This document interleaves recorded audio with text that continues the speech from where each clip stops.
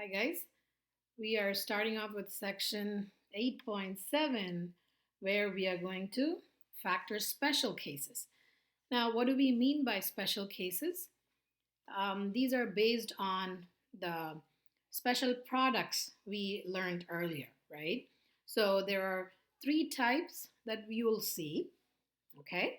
So I'm just want to quickly remind you what the special cases are. We learned about a plus b the whole squared equals a squared plus 2ab plus b squared.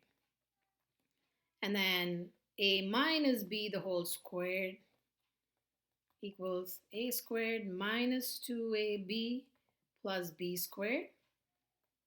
And then the third special product you learned was a squared minus b squared is a plus b times a minus b. All right. So we learned all of this. Now, what if you were given this left hand side, you were able to come up with the right hand side, right? So that's what we did in earlier sections. But now you are going to be given this part and you're going to see, hey, how can I write it in the factored form? Okay, so that's what we're going to see in this section. You're going to be given the expanded form and you're going to find out the factored form. So I'm going to show you what types you would see, and then we'll begin with examples. The first type that you're going to see in this is the easiest, and you will see it all the way through calculus, everywhere you're going to apply, which is a squared minus b squared is going to be rewritten as a plus b times a minus b. Now, how will a typical problem look like? Okay, so say for example, I'm going to give you a few examples. Say if you have x squared minus 4 given to you, all right? So what do? You're going to compare the given problem with the special product you know already. So x squared is in the form of a square. And now think about how can you rewrite 4 as a square, right? So you're right. So x squared minus 4 can be written as 2 squared. Okay, you following? So once you're given a problem like that, you're going to see, hey, how can I rewrite it as a square? And now you see, this is your A, and then the 2 is your B. Got it? So now the factored form is just simply going to be x plus 2 and x minus 2. So whatever square you wrote, that's basically it. Okay, you understand?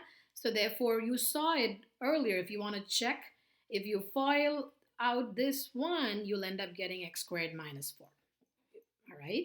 So if you're given the form in the a squared minus b squared, you can end up writing the expanded form, rather the factored form as a plus b times a minus b.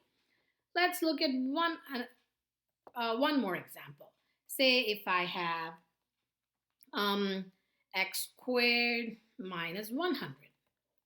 All right, so now think, okay, this is already in the squared form, and how can I rewrite this?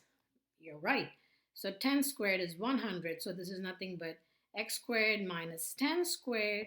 Therefore, the factored form is going to be x plus 10 times x minus 10. So I hope you're getting the idea. Now, when you're coming to a problem like this, say another example. If you have 9x squared minus 16.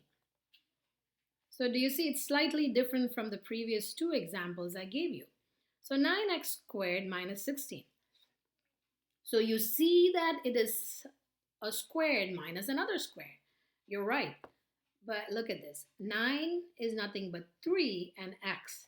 So this entire thing is a square minus 16 is nothing but 4 squared. So are you able to see this is basically 3x the whole squared minus 4 squared. Therefore, the factored form is going to be 3x minus 4 and 3x plus 4.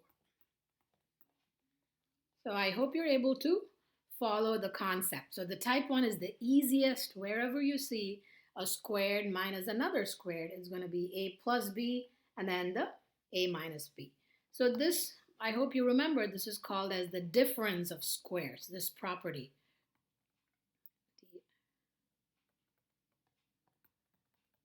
Difference of squares. So now, so this is the first type. So let's look at the few more types that you would see. I'm going to erase this because I have no other space. So let's look at this. If you are given in this form a plus b the whole squared, if the given form is a squared plus 2ab plus b squared. So this is type 2. Now how will a problem look like? So x squared, say for example, plus 8x plus 16. All right. So the first thing you're going to see is, okay, here in this one, I want to point out that your coefficient is going to be 1 here, right? So that makes things a little easier. So look at the last number. So last number is a square, right? So which is 4 squared. And then this one is nothing but 2 times 4 times x plus x squared. So what should I do? I rewrite the last number as a squared, and then you think about, okay, does 2 times this give me the middle number? Yes, it does. Therefore, as you know, a squared plus 2ab plus b squared is nothing but a plus b the whole square. So in this case, the b is 4. So this can be factored out as x plus 4 the whole square. So that's all you're doing.